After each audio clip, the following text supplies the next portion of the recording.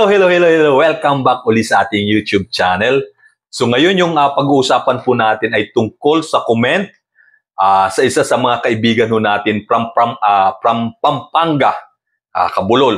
So pangalawa na po itong may nag-comment na ganito po yung kwento, no, na comment. At itong comment po na to, maganda po ito para magkunan natin ng kunting idea na wag po tayo bastang maniniwala sa mga taong ina-approach tayo na ganito yung gagawin sa atin, kasi may libreng pabahay, mag-apply kayo sa pabahay ng gobyerno, etc.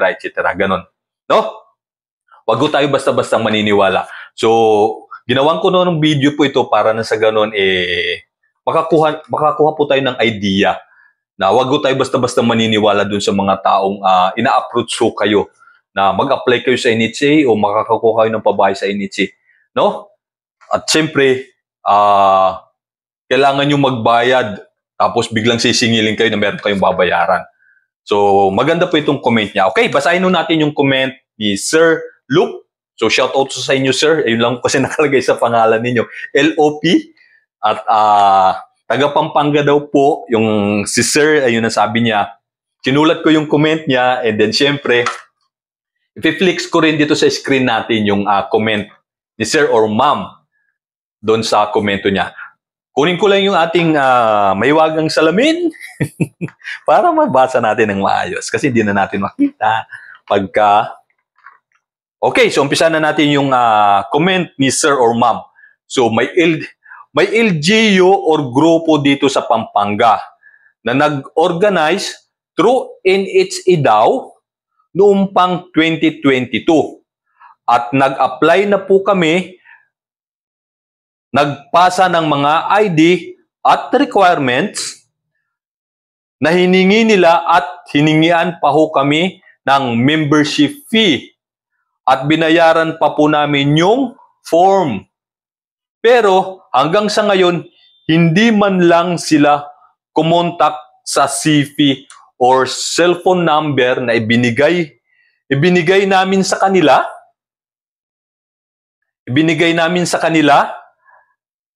No? Hindi daw ho sila kinontak.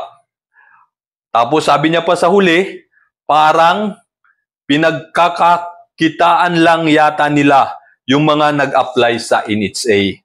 So yun po yung comment ng isa sa mga kaibigan natin. So yun, nagkaroon ako ng interest kasi para magkaroon din po kayo ng idea. Nagawa ito ng video para ho kayo magkaroon ng idea na kung meron mga taong i-approach kayo na ganito po yung sasabihin nila, tagainin sila, kung gusto ba ninyong mag-apply sa pabahay ng gobyerno, mag-isip po muna kayo. Okay? So yun. Itong nagpunta o nag-organize na grupo na nagsasabi sila po'y taga-NHA, sa aking opinion, ito po'y 101% scammer po sila. Bakit po? Bakit ko po nasabi yun? Kasi po, ang NHA office, hindi ho sila dedirekta na pumunta po sa inyo at i-approach kayo na mag-apply po kayo sa pabahay po ng gobyerno. Hindi po ganun yun. Ang ginagawa po niyan upang i-inform po kayo, yung LGU po ninyo, makikipag-coordinate po sa NHA yan. So, magtatay up po silang dalawa. Nasasabihin po na yung mga constituent ko na nakatira sa ganitong barangay, kailangan nang i-relocate namin kasi delikado na yung lugar nila or gagamitin yung lugar nila sa proyekto ng gobyerno or nasunugan po kayo. So ganun po yung gagawin ho. Hindi ho yung NHA.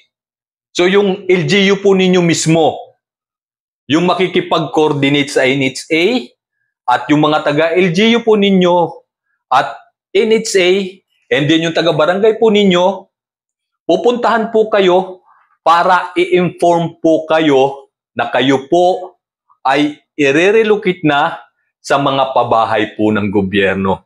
Ganun po yung ginagawa. Wala pong senaryo na mismong taga-NHA direktang pupunta po sa inyo at sasabihan mag-apply kayo sa mga pabahay ng gobyerno. Wala pong ganon.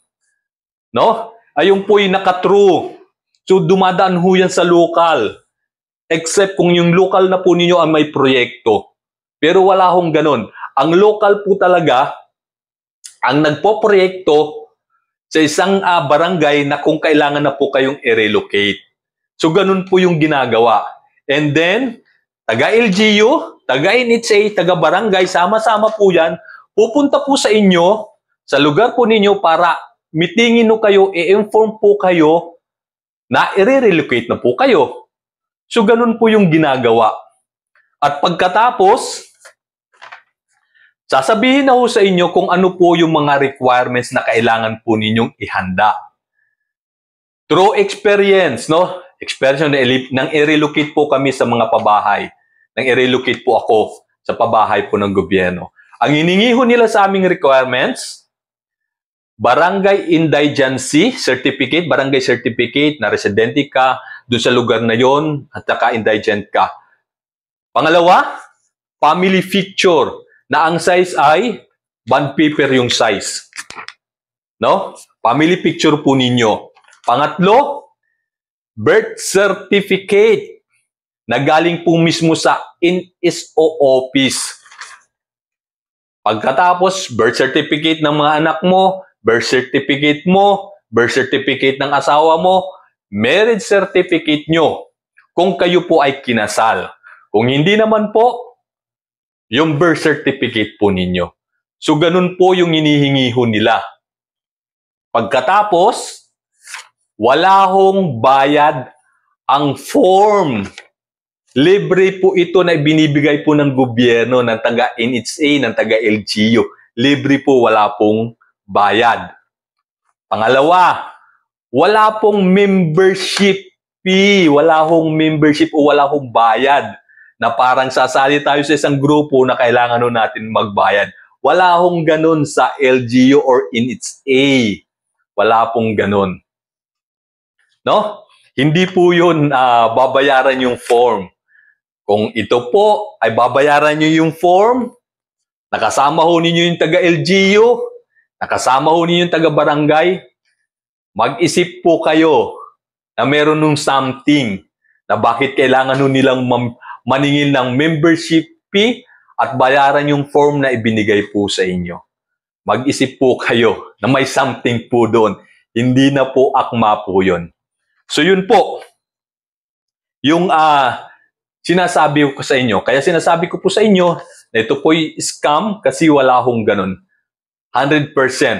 Yung taga Cavite rin. Meron din nung nag-comment na ganun din po yung nangyari sa kanila. May mga binayaran daw po sila, etc. kung ano. Tapos ilang years na nakalipas, hindi pa rin sila nare-relocate sa mga pabahay na sinasabi sa kanila. Pero, nung nag-inquire daw sila sa NHA, wala daw pong ganong senaryo o mga empleyado na pinapunta sa lugar na opisyal na sinasabing mag-apply kayo sa pabahay ng gobyerno. So doon ho nila na-determine. Kaya kung meron pong ganon na ginagawa ho sa lugar ho ninyo, may mga grupong pumupunta sa inyo, sasabihin mag-apply kayo ng pabahay sa NHA, sa gobyerno at maniningilo sa inyo, mag-isip po kayo. Pinaka-the best, pumunta kayo sa barangay ninyo, magtanong kayo kung meron hong ganon. Kasi siyempre, dadaan sa kanila yan.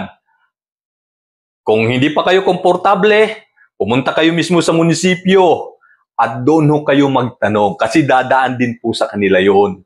Sila po yung magsasabi, hindi po ang NHA. I-inform po kayo nila. So yun po yung mga comment. At yun, gusto ko pong i-share po sa inyo para maraming makaalam na kung sakaling may mga taong pupunta sa inyo, sasabihin mag-apply kayo sa NHA, and then bigla na lang pagdating sa dulo ng mga usapan ninyo, mga kwentuhan ninyo, ay sisingil na po kayo sa kung anuman hong babayaran po ninyo.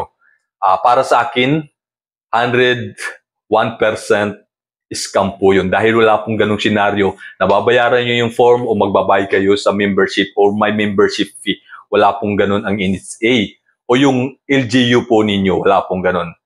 So yun, at kung madadaan po itong mga video po natin sa ating sa inyong pong mga wall, kung po pwede po sana paki-share na lang po ninyo ito pong sa FB page po ninyo para na sa ganun marami hong makaalam na may mga nag-i-scam o may mga masasamang loob, masasabi kong masasamang loob na, no, na pinagsasamantalahan yung mga kababayan ho natin na gustong maka-avail ng pabahay sa gobyerno, no, na mag-isip sila na scam po yun. Kung hindi po mismo ang barangay ho ninyo at ang LGU ninyo, mga empleyado, magsasabi po sa inyo, magmi-meeting sa inyo.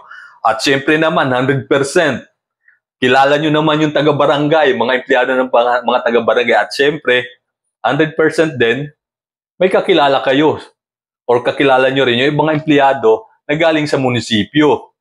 Diba? Kasi hindi po direkta, hindi po ganon. So, makikipag-coordinate po lagi yan. From LGU, NHA, and then barangay. Para mas proper po yun. Hindi po basta-bastang pupuntaan kayo isa-isa o kayatin kayo, magkukwento ng ganon, tapos makikiusyosa na kayo, pero kwento-kwento nyo na ganon, at bigla na lang, siningil na kayo bigla.